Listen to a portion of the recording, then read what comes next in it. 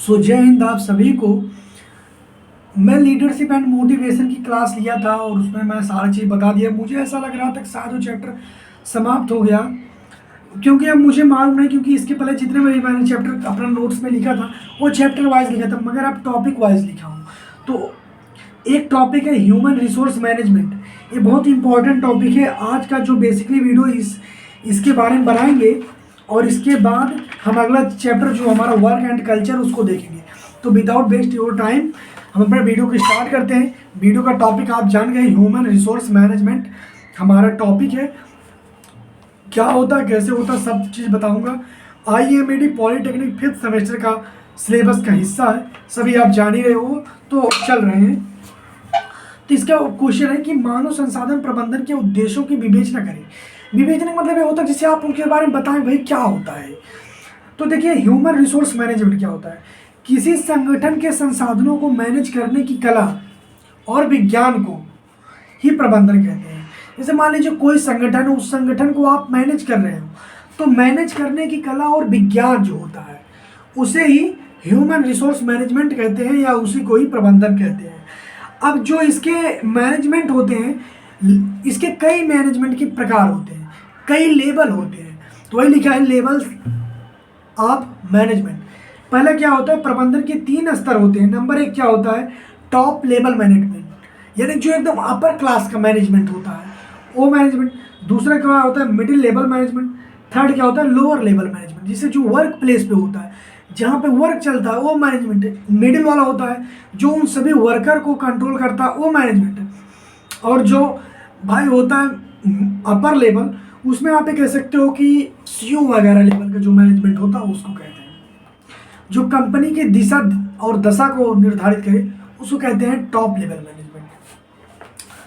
अब देखिए क्या कह रहा है कि मानव संसाधन प्रबंधन यानी कि ह्यूमन रिसोर्स मैनेजमेंट अपने आप में एक संपूर्ण भावार्थ है, जिसका अर्थ व्यक्त करता है कि मानव संसाधन के विभिन्न प्रयोजनों के लिए ज्ञान विज्ञान और कौशल के विकास ज्ञान विज्ञान और कौशल इस प्रकार विकसित किया जाए जिससे मानव संसाधन वांछित लक्ष्यों को प्राप्त करने में सहायक बन सके। यह अनुभव किया गया है कि मनुष्य में ज्ञान विज्ञान और कौशल का विकास तो आवश्यक परीक्षण देकर के किया जा सकता है, परंतु किसी आदत में सुधार तथा परिवर्तन लाना सरल नहीं होता है। इनका कहने का मतलब है, जो जिसे हम कहते हैं कि अपने आप में एक संपूर्ण, इनका मतलब है कि मैनेजमेंट जो होता है ये कोई छोटी मोटी चीज़ नहीं, बहुत बड़ी चीज़ है। और इसका अर्थ यह होता है कि मानव के जो विभिन्न गोल्स होते हैं, जो विभिन्न वर्क होते हैं, उनको ऐसी तकनीकों मतलब ऐसी टेक्नोलॉजी ला करके उनको ऐसा सिस्टम बना देना जिससे उस लक्ष्य को बहुत आसानी के साथ प्राप्त कर सके।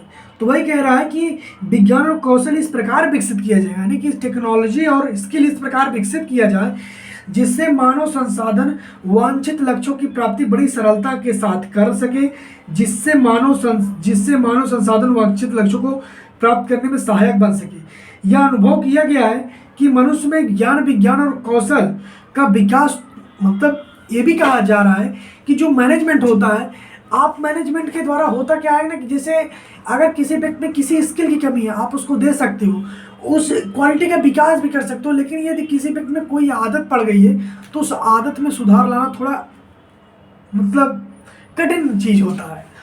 और अब फिर कह रहा है कि मैनेजमेंट के कार्य क्या होते हैं, तो इसको 5 स्टेप में डिवाइड किया गया है। इसको कैसे आप याद करोगे ये भी आपको मैं ट्रिक बता दूंगा। पहला क्या होता है, प्लानिंग। दूसरा सेकंड क्या होता है, ऑर्गेनाइजेशन। तीसरा क्या होता है, स्टाफिंग। चौथा क्या होता है, डायरेक्टिंग। और पांचवा क्या होता है, कंट्रोलिंग। पहला क्या है, प्लानिंग। दूसरा ऑर्गेनाइजेशन। और तीसरा क्या है, स्टाफिंग। चौथा क्या है, डायरेक्टिंग। पांचवा क्या है, कंट्रोलिंग।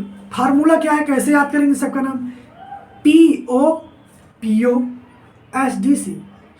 POSDC। जैसे हम लोग जब 4th सेमेस्टर के बाद जो ट्रेनिंग होती है ना, वो हम लोगों के क्लास में चलती थी, उस क्लास का नाम था SDC।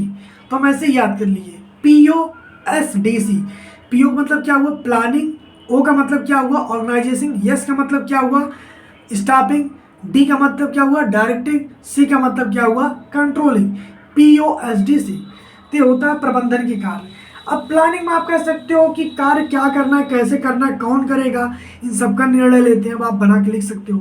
ऑर्गेनाइजेशन, ऑर्गेनाइजेशन मतलब क्या होता है, ऑर्गेनाइजेशन मतलब यानी कार्य का बंटवारा, कि विभाग द्वारा कौन सा कार्य किया जाएगा, किस विभाग के द्वारा क्या काम किया जाएगा, ये सब होता है। स्टाफिंग क्या होता है, कार्य को स्टाफिंग, इसे जो आपका कार्य है, आप कार्य को सही स्टाफ को सौंपना जो आसानी से उस कार्य को कर सके।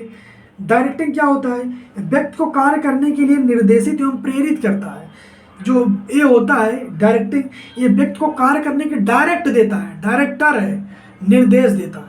कंट्रोलिंग, जो उत्पादन कार्य हो रहा है उन सब की समस्त गतिविधियों पर यह नजर बनाए रखता है कि जो कार्य हो रहा है वो हमारे अनुसार हो रहा है कि नहीं। अब दूसरा हमारा क्वेश्चन है कि मानव संसाधन प्रबंधन, मानव संसाधन प्रबंधन के उद्देश्य निम्न प्रकार के हैं और उन सभी प्रकारों के बारे में आप लिखिए। तो पहला क्या है, मानव शक्ति नियोजन यानी मैन पावर प्लानिंग। दूसरा क्या है, चयन और भर्ती, सिलेक्शन एंड रिक्वायरमेंट। तीसरा क्या है, स्टाफ विकसित करना यानी कि स्टाफ डेवलपमेंट। चौथा क्या है, ऑपरेटर परीक्षण यानी कि ऑपरेटर ट्रेनिंग। पांचवा क्या है, ट्रेनिंग। पांचवा क्या है, प्रशिक्षण, उसको इंग्लिश में कहते हैं ट्रेनिंग।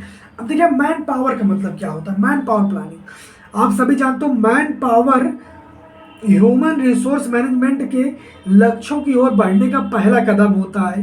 एक नई कंपनी जब स्थापना होती है तो उसकी योजना को शीघ्र से शीघ्र पूरा करने के लिए एक अच्छी एवं सुदृढ़ सुदृढ़ मानव शक्ति नियोजन की महत्वपूर्ण भूमिका होती है।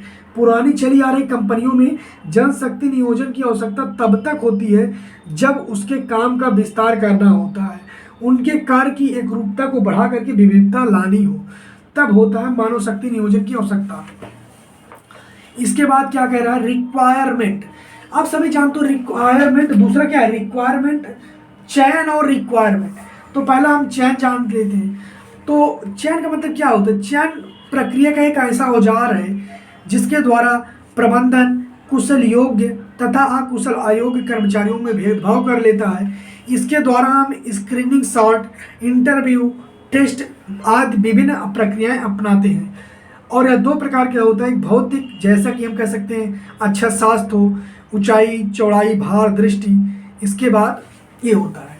तो चयन का मतलब क्या होता है, चयन का बेसिकली मतलब ये होता है जिसके द्वारा जो मैनेजमेंट है वह यह डिफरेंस कर पाता है कि कौन व्यक्ति है जो वह उसके लिए योग्य है और कौन व्यक्ति है जो उसके लिए योग्य नहीं है। तो जो मैनेजमेंट होता है वह अपने काम के अनुसार योग्य तथा अयोग्य व्यक्तियों में भेदभाव कर लेता है कि भाई कौन हमारे योग्य और कौन नहीं है। और इसके लिए वो बहुत सारी प्रक्रिया अपनाता है, जैसे ऑनलाइन टेस्ट या लिखित टेस्ट। इसके बाद इंटरव्यू लेता है। अब इंटरव्यू कई प्रकार के होते हैं भाई, HR इंटरव्यू, इसके बाद टेक्निकल इंटरव्यू, कई राउंड का इंटरव्यू होता है। तो इस टाइप की चीज़ें होती हैं। और इसके बावजूद कुछ भौतिक चीज़ें होती हैं, जैसे कि आप कह सकते हो कि उसकी लंबाई देखना, चौड़ाई देखना, ऊंचाई देखना, उसकी लंबाई सही, वजन सही है, नेत्र से देख पाता है कि नहीं, हमें फीमेल चाहिए कि मेल चाहिए। तो ये सभी चीज़ देखना एक चयन की एक प्रक्रिया का हिस्सा होता है। अब हम देखते हैं प्रशिक्षण यानी कि ट्रेनिंग। तो भाई चलो अभी जान लेते हैं भर्ती क्या होता है। वैसे चयन के बारे में आपको पता लग गया ना कि जिसके लिए वो क्या क्या प्रक्रिया अपनाता है, क्या क्या नहीं। क्या होता है कि किसी संगठन में किए जाने वाले कार्यों के लिए योग्य तथा दूरदर्शी कर्मचारियों की तलाश करना तथा उन्हें उस कार्य को करने के लिए आवेदन करने हेतु प्रोत्साहित करना ही भर्ती कहलाता है। भर्ती क्या होता है, जैसे मान लीजिए कोई संगठन है, वह व्यक्ति कार्य कराना चाह रहा है। अब जो संगठन है वह कैसे व्यक्ति की तलाश करेगा, वह एक अच्छे व्यक्ति की तलाश करेगा जो उसके लिए अच्छा हो, जो दूरदर्शी सोच वाला हो, जो कामों को अच्छे तरीके से कर ले, जिसके अंदर ताकत हो। अब मान लीजिए जो मैनेजमेंट है वह ऐसे व्यक्तियों का चुनाव कर लेता है, भाई ऐसे ऐसे लोग ये हैं, तो उनको प्रेरित करेगा ना भाई कि आप लोग हमारे कंपनी में आइए, आप लोग आइए हमारे यहाँ एग्ज़ाम दीजिए, इंटरव्यू दीजिए, और अगर आप हमारी कंपनी का हिस्सा बनेंगे तो हमें बहुत गर्व होगा। तो प्रेरित किया। पहले वह क्वालिटी देखा कि इनके अंदर वो क्वालिटी है कि नहीं। जैसे उसे पता लगा भाई नहीं इसके अंदर क्वालिटी है, तो तत्काल कहा कि भाई साहब आप लोग आइए। तो यानी क्या किया, वो आवेदन करने के लिए प्रेरित किया, इसको ही भर्ती कहते हैं।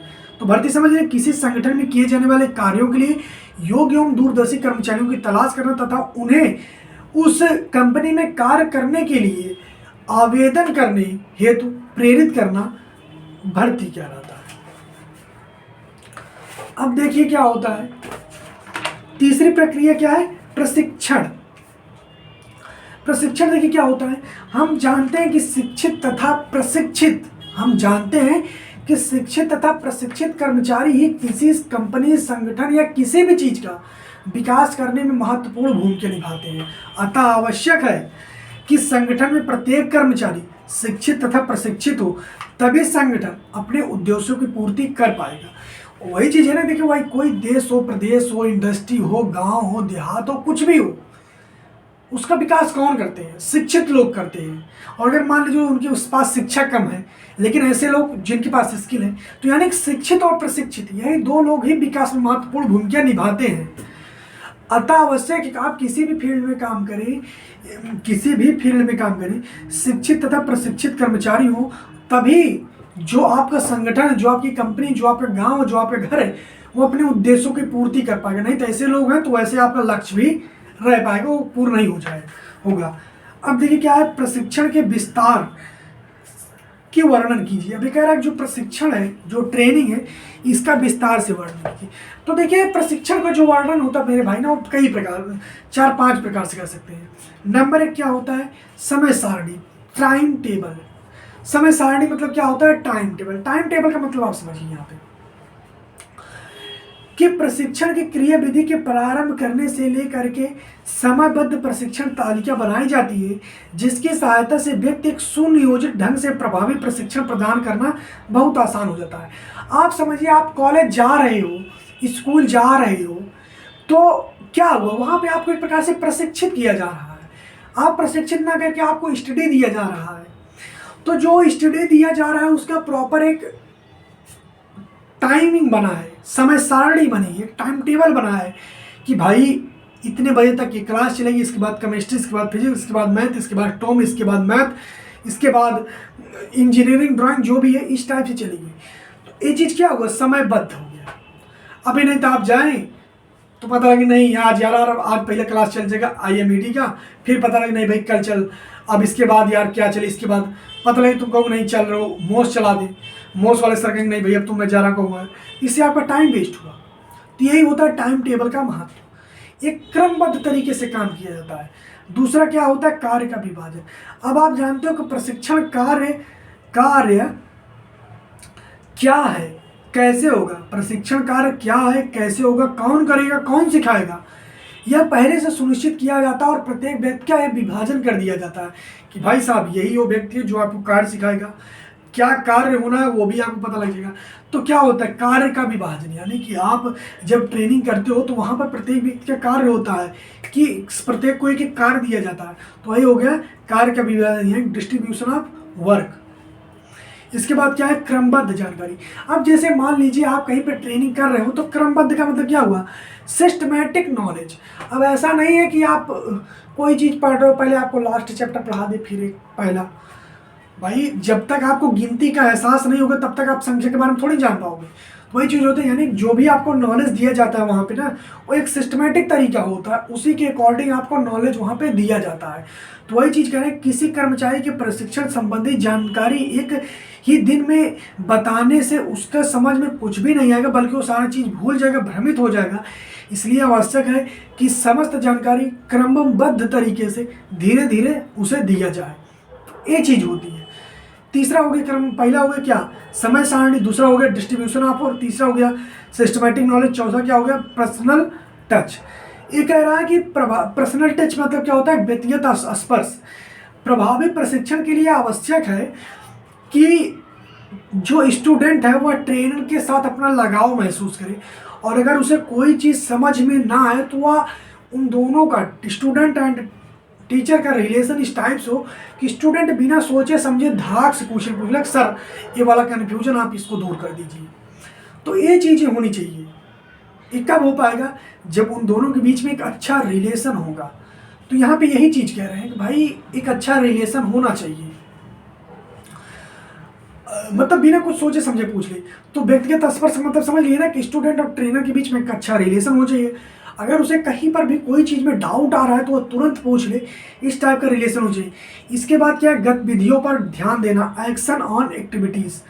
इसका मतलब क्या है, जो ट्रेनर है वो अपने स्टूडेंट की हर, उससे चाहिए कि वो स्टूडेंट की वह हर गतिविधि पर ध्यान दे, और जैसे वो लोग कोई सा भी गलत काम करें तो उनको पहले आगाह कर दे कि नहीं भैया आपको ये काम नहीं करना है। और यह भी बताएं अगर आपको कोई भी काम ना समझ में आए, कोई चीज़ ना समझ में आए तो आप तुरंत पूछें। तो उसे तब तक समझाएं जब तक उसे समझ, यानी कि अगर उसे कोई चीज़ नहीं आ रहा है तो उसे तब तक समझाएं जब तक उसे समझ में आ जाए।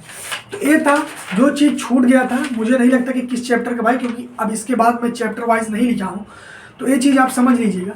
एक चीज़ मैं आपको बताना चाहता हूँ जो बहुत ज़्यादा इंपॉर्टेंट है, EOQ।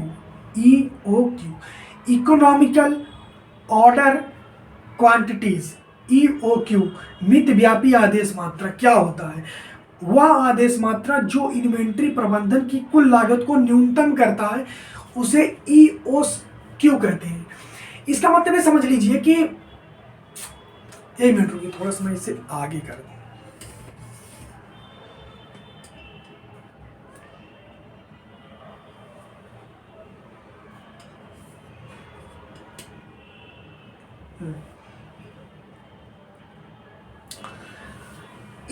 जगह इन्वेंट्री लागत क्या होता है, आप इसे सरल शब्दों में समझ लीजिए। आप रूम पे रहते हो, तो रूम में जब आप रहते हो तो खाना आप बनाते होगे, तो आपको क्या करना पड़ता है, आपको मसाले के डिब्बा, तेल का डिब्बा, नमक का डिब्बा, चावल, मसाला, आटा, सब्जी, ये सब रखना पड़ता है। तो ये एक प्रकार का इन्वेंट्री है। जैसे आप किसी चीज़ का प्रोडक्शन कर रहे हो तो उस प्रोडक्शन को कार्य करने के लिए जो आप सामान ला के, रॉ मटेरियल ला के रखते हो, वह एक प्रकार का इन्वेंट्री है। क्यों? जब आप उस चीज़ को रखोगे तो उसको रखने के लिए कुछ कॉस्ट आएगी, वो हमको पता भले नहीं लगती लेकिन उसको रखने में कुछ कॉस्ट आएगी, वह कुछ स्पेस घेरेगा, तो उसी को कहते हैं इन्वेंट्री लागत। तो वही कह रहा है कि EOQ वह क्वांटिटी है जिसके द्वारा जो कॉस्ट आती है ना उसको हम बहुत न्यूनतम कर देते हैं, इसी को कहते हैं EOQ। अब हमारा जो एक लास्ट टॉपिक बचा है जो कि मुझे बहुत ज़्यादा इंपॉर्टेंट लगता है, GST, गुड्स सर्विस टैक्स। देखिए, भारत में 1 जुलाई 2017 को GST लागू किया गया। इसका मेनली जो उद्देश्य था वो यही था कि जो विभिन्न कर लगते हैं उन सभी करों को समाप्त करके एक देश में एक कर लगा जाए। अब आजकल के टाइम पे जो गवर्नमेंट है ना वो हर चीज़ में केवल एक चाह रही है, जिसे one nation one election, one country one tax. तो हर चीज़ में वन ला रहा है कि एक हो।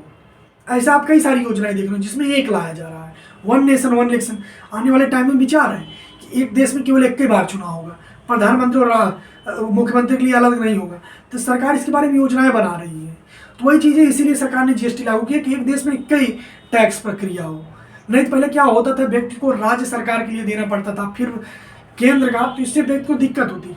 तो वही कह रहा कि भारत में 1 जुलाई 2017 को लागू किया गया, GST लागू किया गया, जो कि एक महत्वपूर्ण अप्रत्यक्ष कर व्यवस्था है। अप्रत्यक्ष मतलब आप समझ रहे हैं ना, एक प्रत्यक्ष होता है, एक अप्रत्यक्ष होता है। कई अर्थशास्त्रियों के अनुसार स्वतंत्रता के बाद यह सबसे बड़ा आर्थिक सुधार है। मतलब कई अर्थशास्त्री थे इकोनॉमिकल जो मानते हैं कि सबसे बड़ा आर्थिक सुधार है। कब से? After independence. तो आप समझिए, इससे केंद्र एवं विभिन्न राज्य सरकारों द्वारा अलग अलग वस्तुओं पर लगाए जाने वाले अलग अलग कर को समाप्त कर दिया गया और देश में एक प्रत्यक्ष कर प्रणाली लागू कर दी गई। इससे भारत को एकत्रित बाजार बनाने में मदद मिलेगी। इसके लिए, इस चीज़ को लागू करने के लिए संविधान में संशोधन करना पड़ा। 1 जुलाई 2017 से पहले किसी भी सामान पर केंद्र एवं राज्य सरकार द्वारा 2 अलग अलग तरह के टैक्स लगते थे, लेकिन GST के लागू होने के बाद ये सभी चीज़ें समाप्त हो गई। अब GST के आने से सभी करों की जगह पे केवल एक कर GST लगाया जाएगा। पहले किसी भी सामान पर लगाए जाने वाला कर 30 से 35%, आप समझिए 30 से 35% तक हो जाता था, मगर जीएसटी के आने के बाद अधिकतम 28%। पहले क्या था, राज्य सरकार और केंद्र सरकार को जोड़ दीजिए 30 से 35% हो जाता था, लेकिन जीएसटी के आने के बाद से यह जो कर था वो 28% मैक्सिमम हो जाएगा। इसमें कोई अप्रत्यक्ष कर नहीं होगा। भारतीय अर्थव्यवस्था को एक देश एक कर बनाने के लिए बड़ा कदम है। और पहले भारतीयों को 17 अलग अलग तरह के टैक्स देने पड़ते थे। जीएसटी लागू होने के बाद service tax, luxury tax, entertainment tax जैसे सभी प्रकार के टैक्स को समाप्त कर दिया गया। जीएसटी में किसी भी सामान पर और सेवा पर वहाँ कर लगेगा जहाँ पे वह बिकेगा, ठीक है। नहीं तो पहले क्या होता था, जहाँ पे वह बिकता था वहाँ पे टैक्स नहीं लगता था, लेकिन अब क्या है, जहाँ बिकेगा वहीं टैक्स लगेगा। तो जीएसटी के बारे में आप समझ लीजिए, मैं बेसिकली बता ही दिया कि सभी टैक्स को समाप्त करके एक टैक्स लागू कर दिया गया। कई अर्थशास्त्री के अनुसार स्वतंत्रता के बाद सबसे बड़ा कदम है। एक देश एक कर बनाने की ओर पहला कदम है। इसको लागू करने के लिए संविधान में संशोधन करना पड़ना। इसके पहले भारतीयों को 17 अलग अलग तरह के टैक्स देने पड़ते थे, अब ये सब चीज़ें समाप्त हो गई हैं। तो आप समझ ही गए होंगे जीएसटी क्या है। मेरा दरअसल ये दर्द कर रहा है। अभी मुझे 2-3 चैप्टर में वीडियो बनाना है, 6, 7, 8 में। अभी थोड़े देर बाद गैप करके ही बनाऊंगा अब, क्योंकि अब खाना बनने जा रहा है, लेट हो रहा है, शाम हो गया है। तो जीएसटी के बारे में आप सभी लोग समझ गए होंगे। अब आप लोग एक खुद से पढ़ लीजिएगा VAT क्या होता है। यह भी एक प्रकार का टैक्स होता है, वैल्यूअल एड टैक्स होता है, जिसका नाम वैल्यूअल एड टैक्स। इसको आप पढ़ लीजिएगा। और ये वैसे ज़्यादा पूछा नहीं जाता, लेकिन थोड़ा सा नॉलेज रख लीजिएगा। अगर आ जाएगा तो कुछ तो आप लिख ही सकते हैं, अगर नहीं पढ़े रहेंगे तो कुछ नहीं लिख पाओगे। तो जय हिंद, वंदे मातरम, जय महाकाल।